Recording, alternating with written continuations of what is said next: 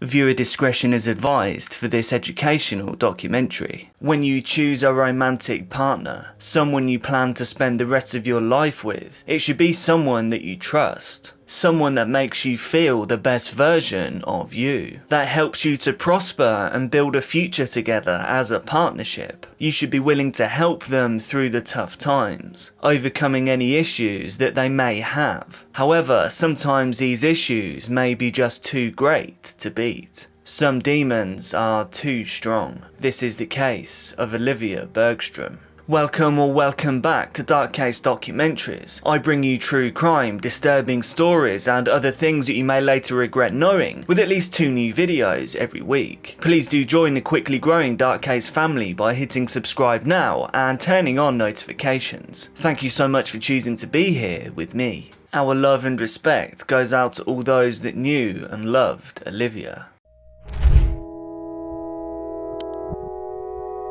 Olivia Bergstrom was born on November 3rd, 1997 in Boston, Massachusetts, USA. Father David and mother Kirsten would later separate and find new relationships with Alex and Charles. Olivia was well loved with a large blended family. She had 2 brothers, Lars and Ty, as well as 2 stepbrothers. She also had many aunties and uncles and was close to her grandparents. Her grandfather said, Olivia was a smart, vibrant, beautiful young woman with a bright future ahead of her. Olivia was a lover of animals who never met a horse she couldn't win over. She was passionate about living a healthy life. She had a dog named Scarlett. She loved her family fiercely. Her mother said she was an unbelievably cute toddler with spiral curls. She grew to being a precocious flower girl, morphing into a French-speaking, pony-dreaming, amazing skiing teen, into the beautiful, smart and driven woman she became.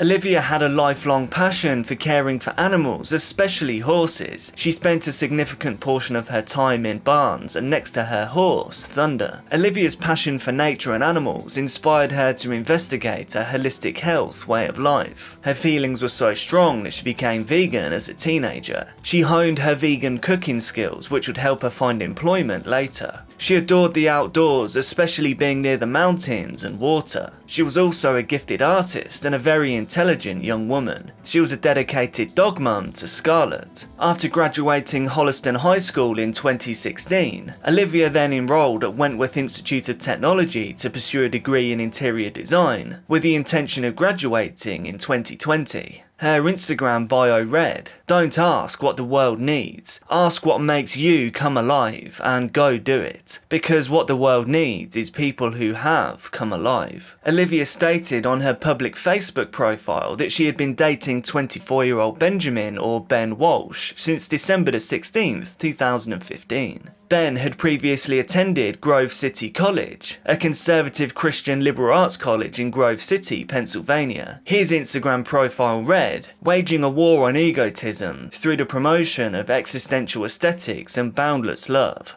I'd actually like you to comment down below exactly what you think that means. His social media content prior to his relationship with Olivia shows that he liked the aesthetics of cigarettes and cannabis culture. He had an interest in knives and posted some other edgy content. He tattooed his own hand with the Triforce symbol from the Zelda game franchise. However, it appeared that Olivia had been a positive effect on Ben. His Instagram feed turned more to nature, wild mushrooms and good times since their relationship began. Mike Walsh, Ben's father, said that his son sometimes struggled with mental illness, and that he went through periods of struggling with substance abuse. Another relative suggested that Ben had been in and out of hospital, and had also spent time in the Belmont psychiatric facility. In the summer of 2017, the couple moved in together in a 3rd-floor apartment in Needham, and things appeared to be going well. In October 2017, Ben left a note for Olivia in the home that they shared.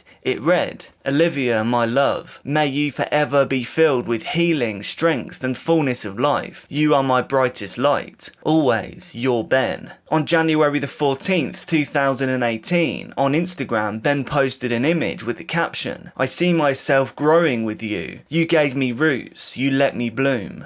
By February 2018, Olivia had turned 20 and was working hard at college. She now managed Cocoa Beat, a plant-based organic smoothie and juice cafe. Olivia truly had everything lined up to live a happy, peaceful and successful life. On February the 10th, 2018, just 27 days after Ben's Instagram post apparently fawning over Olivia, things would take a dramatic and tragic turn. Ben, who was believed to be intoxicated on both drugs and alcohol, turned on his apparently beloved Olivia. In a frenzied attack, he struck her multiple times with a sharp object. Olivia was left injured, incapacitated and helpless in the apartment that they shared. The apartment that she had made a sanctuary with crystals and home comforts, with the boyfriend that she loved and supported all throughout his substance and mental health issues. Ben then fled the scene, leaving Olivia alone.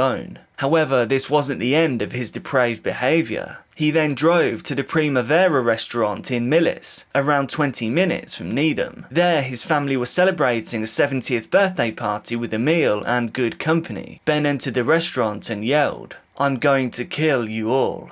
A frenzied struggle ensued. Armed with a knife, Ben attacked his mother and stabbed her in the stomach. Then he attacked his father and stabbed him in the stomach as well. Ben's supportive father, Mike, was able to wrestle with his son, and along with the help of other relatives, including Ben's own brother, as well as restaurant bystanders, he was disarmed and subdued until the police and medics arrived. When authorities arrived, they saw a scene of chaos. Ben's mother was wrapped in tablecloths and bleeding from the abdomen. His mother and father suffered significant injuries inflicted by the son. Both parents were rushed to hospital for treatment. Thankfully, they both survived the attack. Authorities on the scene said that when Ben was arrested inside of the restaurant, it was actually his younger brother who told attending police officers to go and check on Olivia. Police later said that Ben also told at least one person at the restaurant, "I've killed my girlfriend."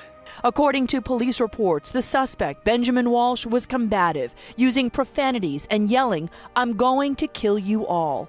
He did not have shoes on, and a detective noted his feet appeared filthy. While being escorted to a police cruiser, Ben swore at officers and yelled once more, "I'm going to kill you all." Police recovered 3 knives, 2 that were in Ben's Jeep, and one that was wrapped in a tablecloth at the restaurant, and was given to the police by Jerry Gator, the restaurant's owner, who said that he found it on the floor inside. It was just sad, but we just made sure that the EMTs had some space to do their work, and we cleared the room. When the police got there, that's when I noticed, Benjamin on the floor. Everyone knows, the Walshes in town, and they're just a wonderful family. She's very, she's a sweetheart, and we just couldn't believe that something like this would happen. So, our hearts go out to them.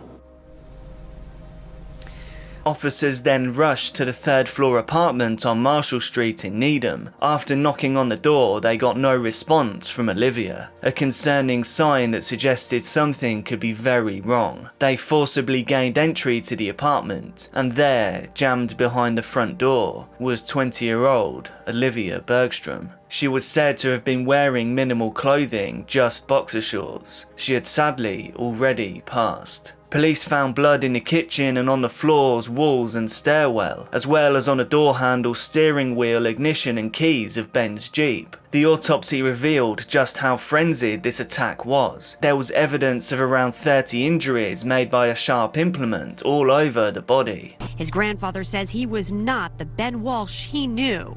Saturday night was a stranger. He snapped. Something went wrong. Something terrible. I can't say anymore. Has he struggled with mental illness before? Yes. Benjamin was taken to the hospital upon his arrest for the injuries that he sustained during the struggle with both Olivia and his parents. On February the 13th, 2018, he was arraigned from his hospital bed.